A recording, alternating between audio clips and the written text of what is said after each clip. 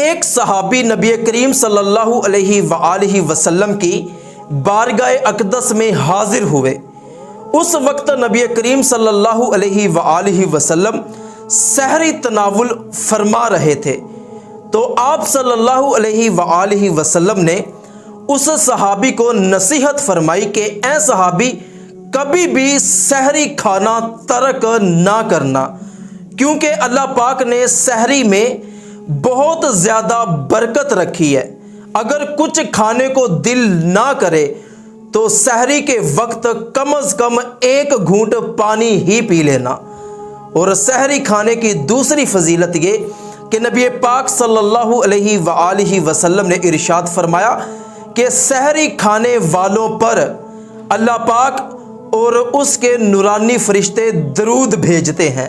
اور سحری کھانے کی تیسری فضیلت یہ کہ نبی رحمت صلی اللہ علیہ وآلہ وسلم نے ارشاد فرمایا کہ ہمارے اور اہل کتاب کے درمیان فرق سحری کھانے کا ہے۔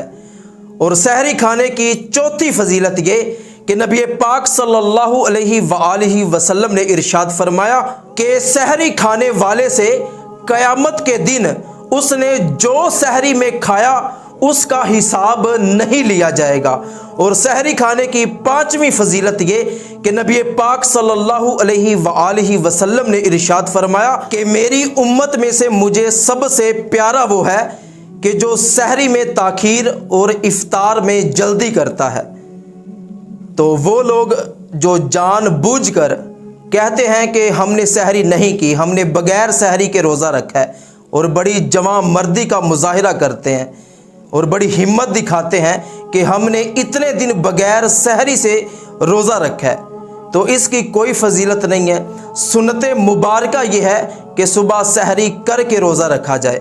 اللہ پاک ہم تمام مسلمانوں کو صبح سحری کر کے روزے رکھنے کی توفیق عطا فرمائے، آمین۔ اس ویڈیو کو ثواب کی نیت سے اپنے تمام دوستوں کے ساتھ شیئر ضرور کیجیے گا۔